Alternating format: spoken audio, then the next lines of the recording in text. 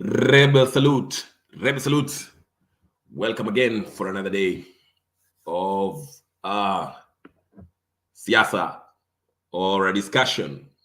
Today, the topic, as you can see, was Ruto handed a poison chalice or does he actually sucks as a president?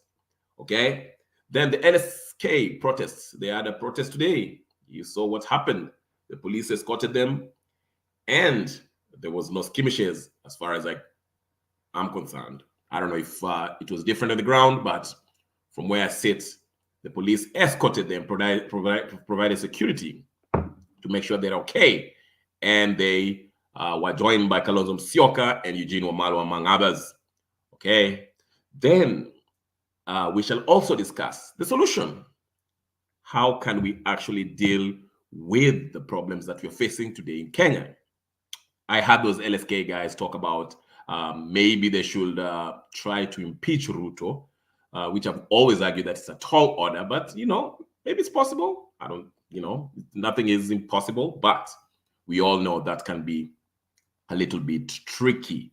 But we shall explore all these options and see which is realistic, which option can actually be actualized, and if we can actually remove Ruto from power. Ladies and gentlemen, brothers and sisters, friends and enemies and comrades, let's get started. But before I start, let me see what's going on out here, because there's a lot going on. All right. So let's get started. Okay, hold on. I'm just getting my stuff situated here. Now, there's one topic I want to start with. The issue that I want to raise when I say was Ruto handed a poison chalice. I watched Maliba today was having a discussion, was trying to defend the government's position, Ruto's government administration position, against the accusation laid against it. Whether it's the heavy taxations, whether it's the projects that Uhuru started that Ruto is claiming or following up to, and so forth. Okay, it was on I think it was NTV or something like that. Not NTV, Citizen TV this morning, and I thought it was interesting. They were talking about also the tokens, how they the Bay steamer and everything is going due. So it was interesting to see how Maliba was trying to counter these young folks that were actually trying to get answers from the government. And I always say this. I think there's legit concern. I'm not saying that the folks that are complaining about this administration are wrong or they are our Monet Ruto. Ruto is actually not showing us signs that we are heading in the right direction. Okay, there's no signs of that. The only one point we can give him is the Beya Unga, when he brought it down, and they actually explained that his decision to actually have this subsidize the fertilizers to the farmers, which actually ended up them buying it because he got it free from Russia, but he sold it to them. But nevertheless, he made a concerted effort to invest in our farmers, and that kind of forced the Bei ya Unga to go down. Besides that, everything else has been going haywire. I mean, I always say that it's an extension of Uhuru Kenyatta's government. He's doing exactly the same thing as Uhuru Kenyatta was doing, but fair to him, it is not to the extent that Uhuru Kenyatta did it. And when I debate people in other channels or other platforms, I always tell them that, yes, there's nothing wrong with mentioning what Ruto is doing wrong. But once we have figured out that this guy is messing up, what is the solution? Because we can only meet up every day and have discussions of what's new, today, what's good. Can you tell me what did Ruto do wrong today? I mean, that's the kind of the game we are playing right now. It's not about solution. It's about, okay, pay estimate, I don't know, the house of Amina, I don't know who was being destroyed in Kakamega. Oh, Ruto had 3 people watching him at Nyahururu or Nyandarua, or whatever the case he was. It's just daily something new with this government. I mean, and it's not only the making of his making, but it seems to be a concerted effort by the state, okay, not the state, sorry, but not only the opposition leaning crowd to make it an issue. The reason why I say that is because of this. In the last 5 years of Uhuru Kenyatta was doing exactly the same thing Ruto is doing right now. He was still borrowing. Not even the last 10 years. It started even when he got into power, okay? This guy is along with Ruto at that time, but let's be fair to Ruto. The last 5 years of Kenyatta, Ruto was not a factor. Baba and, let me not call him Baba, but Raila Odinga and Kenyatta won a handshake deal, form of Nisumkate. They were running the government basically. Matiang'i taking the position of Ruto. But my argument is this. They were doing exactly what Ruto was doing right now, if not worse. Okay? But the amount, the level of outrage, the volume and the noise that we are hearing was not as loud as this. I remember when the doctors went on strike during Kenyatta, and Kenyatta was very, very petulant and very contemptuous in his speech when he was addressing the parliament. I mean, we knew the parliament was toothless at the time. They're still toothless in this regime. But again, when I hear people in the different platforms come in, and the problem is that it's like they compare Ruto and Uhuru Kenyatta. And I tell them that there's no difference between these two. And if there's no difference between these two, we can only argue on the level of borrowing, or the level of human rights violation that both these regimes were involved in. But the bottom line remains, these two regimes, the past regimes and the present one, are not offering solutions that can actually get us out of this economic ditch, okay? So what is the solution, okay? Whether it's the judiciary, the fight about the judiciary, the Ruto making pronouncements that he will not respect the judiciary orders, the judges' orders, because he thinks they're corrupt, and there is lack of respect in the constitution, and so forth, so forth. What is the solution? That's where I want to get into, because we can spend a lot of time and make this a whole 5 years of lamentation, lamenting on the things that we see Ruto is doing that is plunging this country to the mtaro, economic mtaro, but there's nothing. Democracy is a participatory sport. You have to be part of it. You have to participate. You have to be part of the action.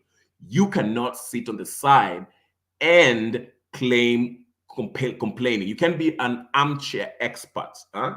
Like what I'm doing right now. It's good, you're making you're putting the word out there, but you have to get involved in this somehow, somewhat. And which leads us to the first issue today that I want to address: the LSK protests.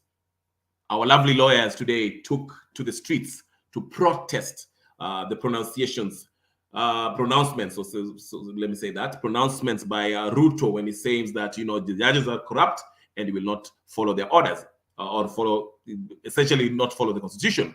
And the lawyers said they'll be out there protesting. And indeed, they did protest. And what I found interesting in this protest is that the government actually provided security for these lawyers. And actually, they were joined by Kalonzo Musyoka and what's his face, Eugene Wamalwa, which I think was very interesting. And I think it's a very good it was a good showcase, okay, because it shows that the government is actually willing to protect these protests, if there's any protest, which is your constitutional right to go out there and protest. Okay, so it's a good thing in that sense. But I want to make a larger point in this. I want to make a larger point in this issue. Okay, I was in another stream a few days ago, and I argued that why is it that any mandamano that is called upon by Raila Odinga always ends up in clashes between police and the supporters, and we always have people dying. Okay, there's casualties on both sides, whether it's property, whether it's lives, whether it's livelihoods, or just anarchy, chaos.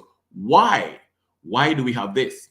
Okay, so let's take a look at this video and tell me what might be the problem. Now, here's a few months ago when Raila Odinga supporters, before they hit the streets, this is what they were actually doing. Let's hear what they have to say.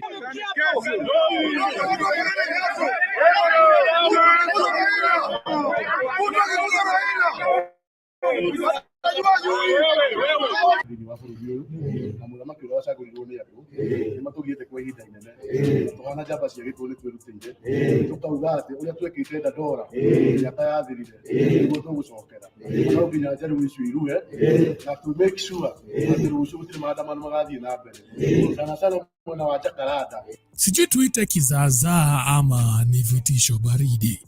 Kwa muda wa masaa matatu hivi kumekuwa na video ambayo inaendelea kuenea kwenye mitandao ya kijamii, video ambayo unaona vijana fulani ambao wanasikika wakizungumza lugha ya Kikuyu pale, wakinongonezeana jinsi watakavyo pambana na wale watu ambao watakaandamana siku ya kesho tarehe 19, haswa kwenye uwanja wa Jacaranda, ambapo kiongozi wa Azimio, wafuasi wa Azimio wanapanga kukutana ili kuweza kuendelea na maandamano yao dhidi ya serikali ya William Ruto.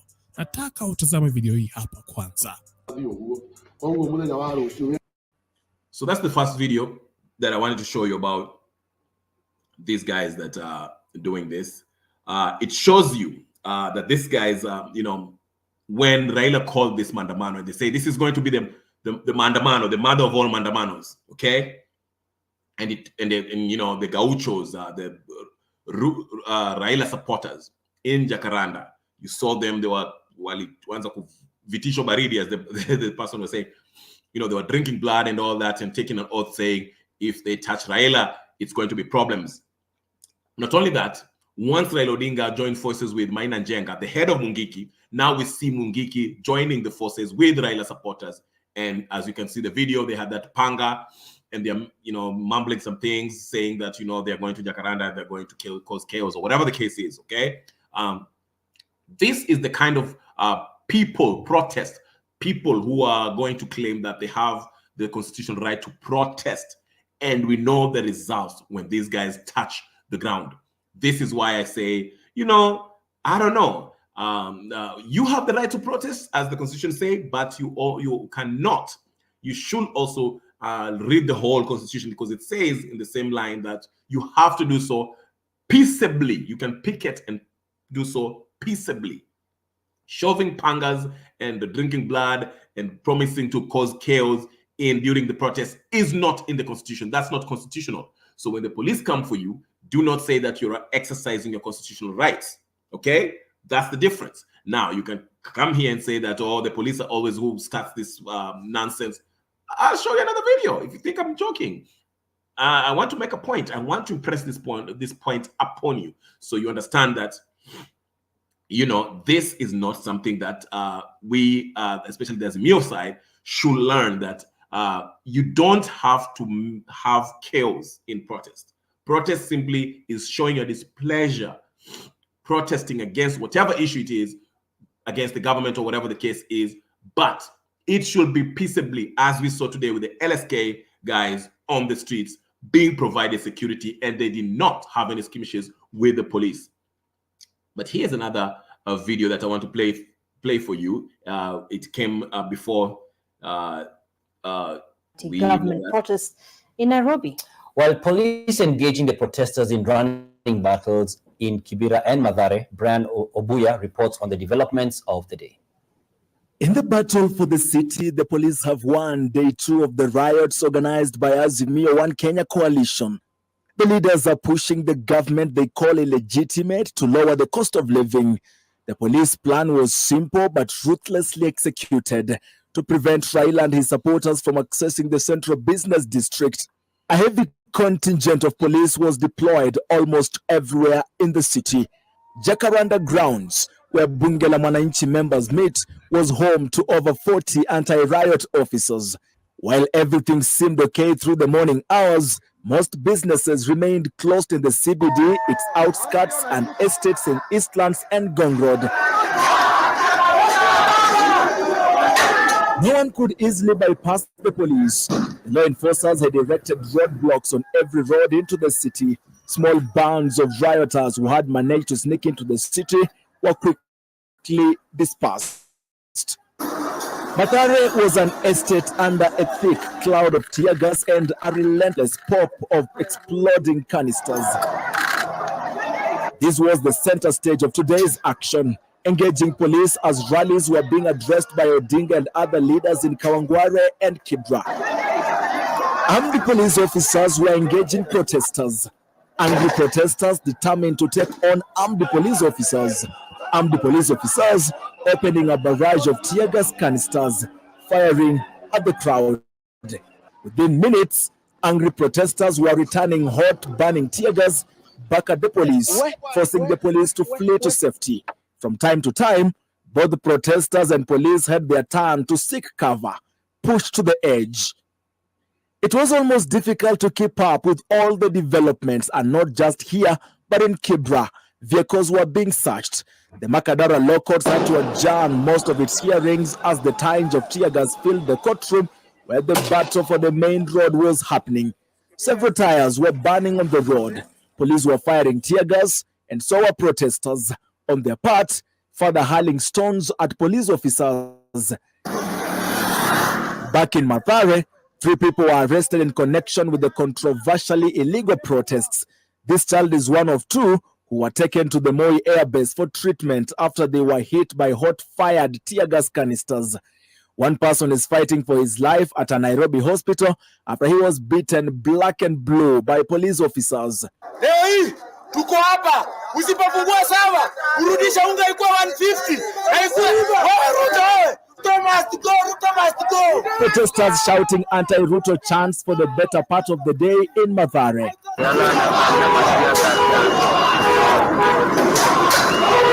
Despite engaging police in heavy stone fire, they are pointing out what they say is a heavy-handed police action against peaceful demonstrations, insisting that it is police responsible for most of the chaos witnessed today.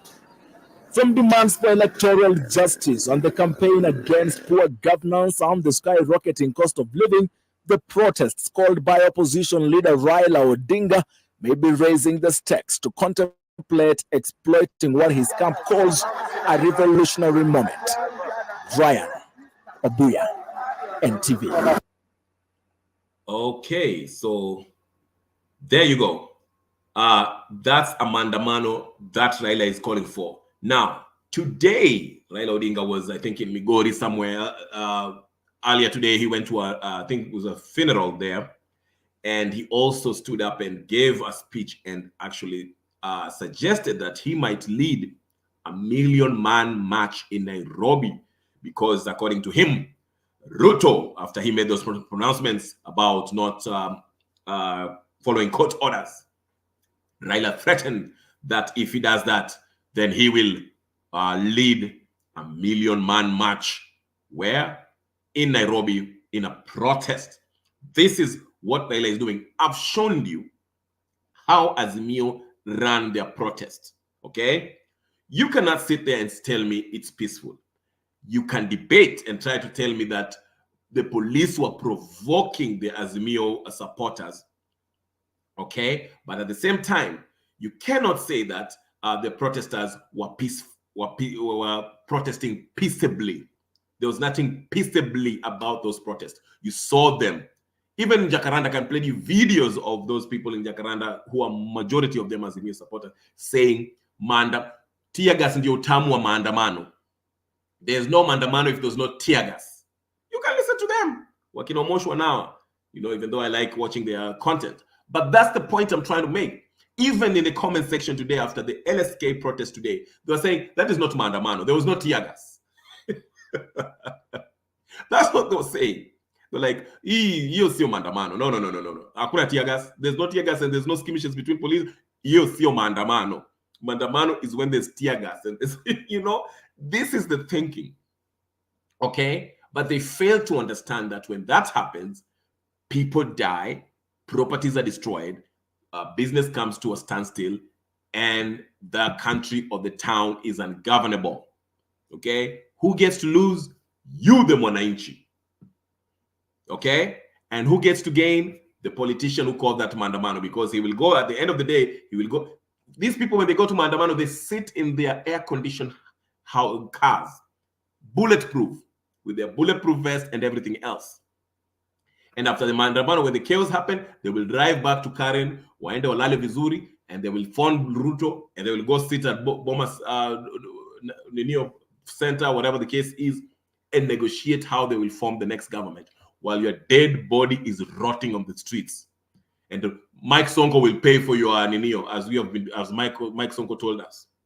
He told us in his tweet in Raila's birthday, when he was wishing Raila's birthday, he said that Raila will task him to go pay for the burials of the people who died, maandamano. Okay? But the family will not be compensated. Okay? So what have you died for? And that's why I ask people, after all the chaos and all the deaths and all the carnage that you've caused in the city, in the name of maandamano, saying Ruto must go, have Ruto gone? Has Ruto gone anywhere? Did the cost of living go down? You see, it's not effective. If anything, after all this carnage, this created an opportunity for Raila and his minions to go meet up with Ruto and his minions to discuss how they're going to form the next government. You hear them now, they're talking about there's going to be a new coalition. What do you think this coalition is going to be?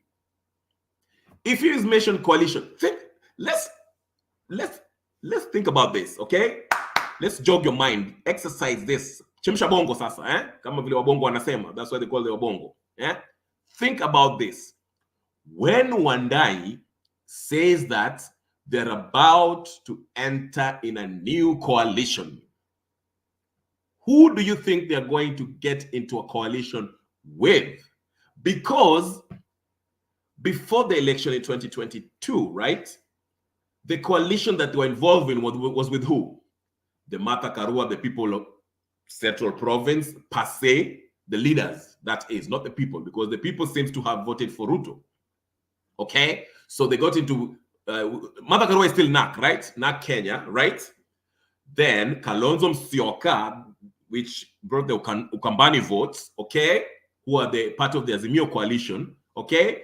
Jubilee, which has long left Azimio, but pre-2022 election, they had Sabina Chege and Jubilee and Kioni and Kanini Kega and well, let's be fair. Yeah.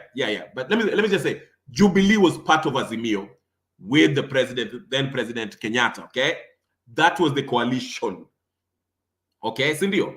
What else? Oka was under Kalonzo and stuff.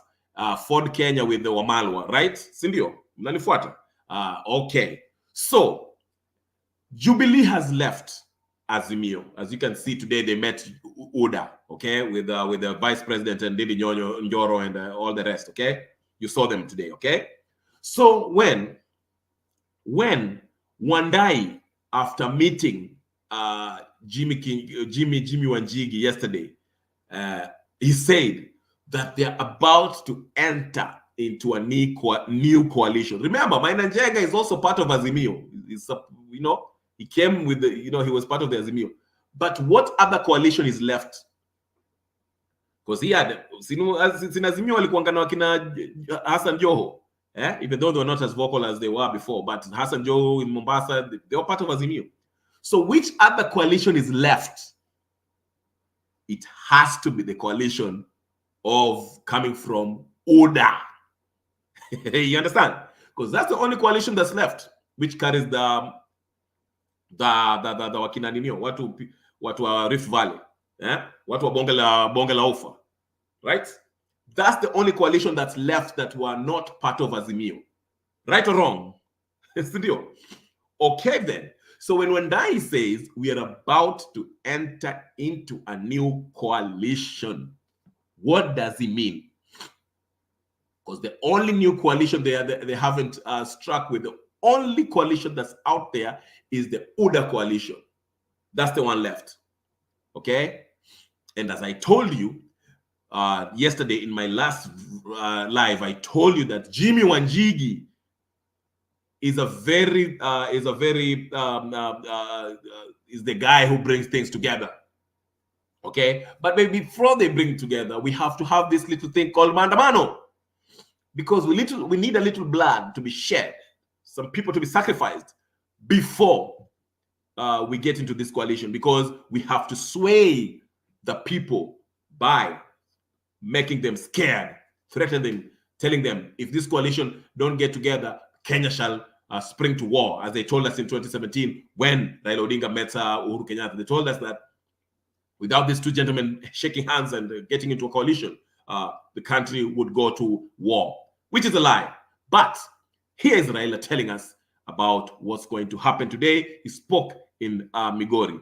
Let's listen in and think about what's about to happen, my dear friends, ladies and gentlemen, brothers, friends, enemies, and comrades. Here we are. Let's listen in to Raila Odinga.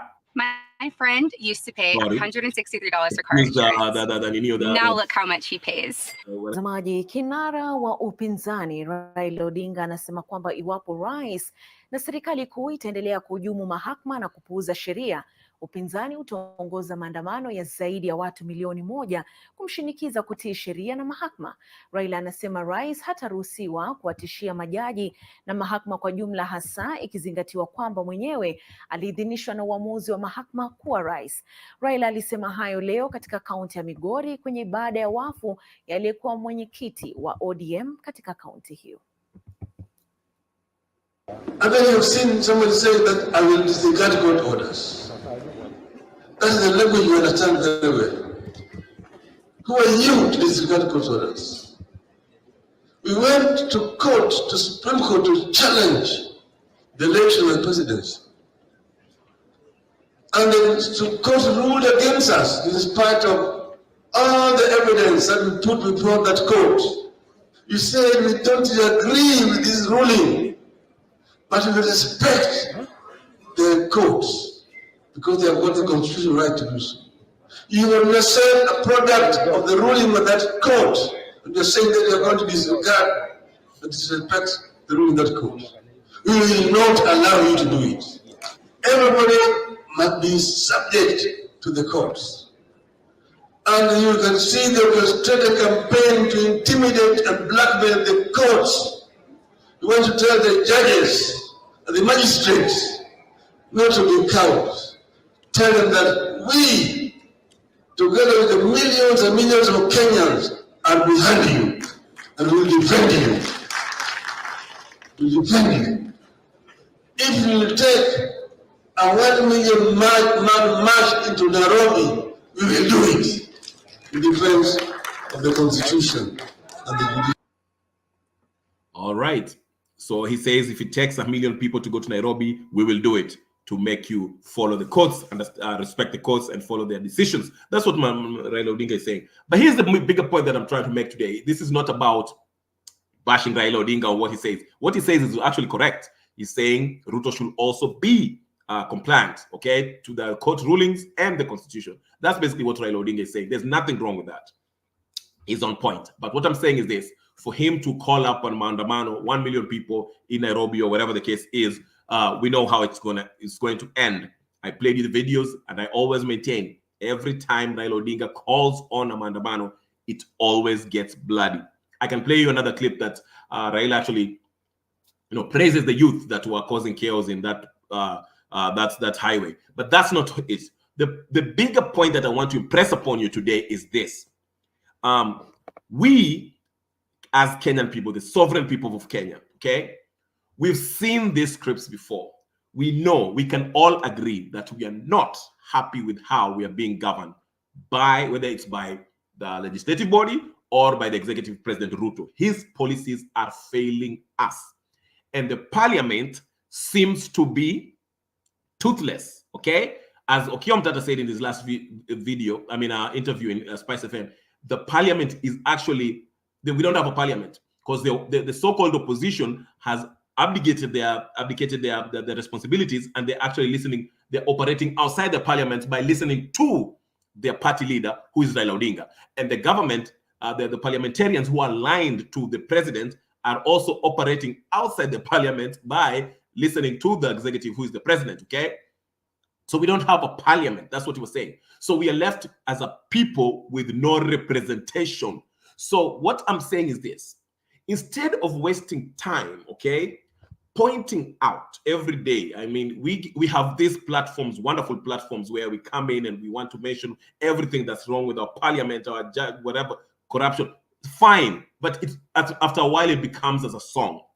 Let's get to the last portion of this discussion, where I want to say, let's look at the solutions.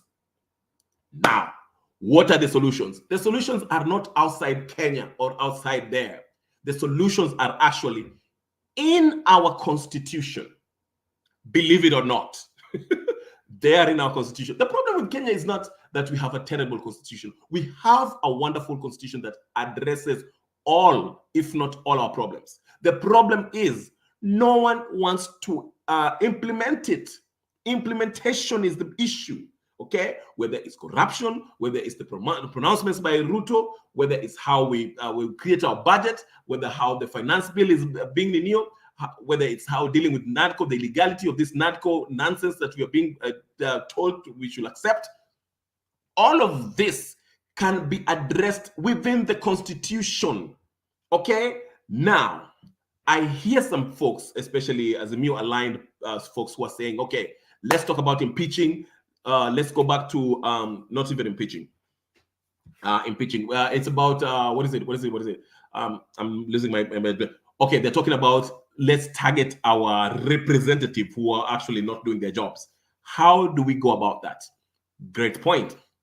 Okiom Tata had a wonderful, please, if you haven't watched that, it's on Spice FM. I can play it here, but it will take much time. I'm not trying to make a long video, but I will just get to this. Here's some solution. He was saying we need civic education, especially on the Constitution, the 7th and 12th article of the Constitution, which deals with how we control our money. And also 12 was dealing with what? I forgot about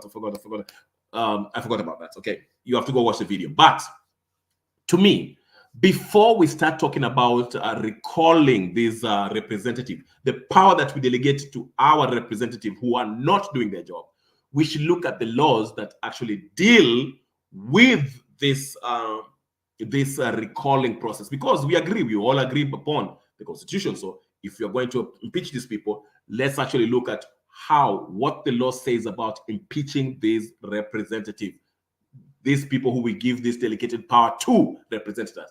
They failed us. So how do we do it? Let's look at the law. I told you, the article, I think is 196 or 196 and 197, but the main law that actually is pulling people back is the Election Act, down in section 45, okay, where it deals with how recalling these representatives, these MPs and their senators, okay? That's where we need to look at. This is the law that we need to change to make it easy, because that law says that you cannot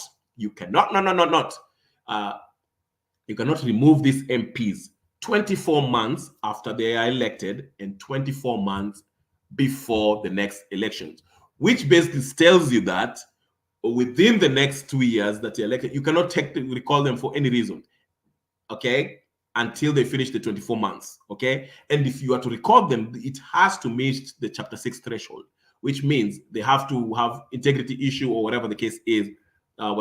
Basically, what I'm saying is this: they've made this actually very hard for them to be recalled, which is a problem. So the first law that we need to attack is that law, to make it easier for us, the people, to impeach these people who we give this delegated power to represent us in the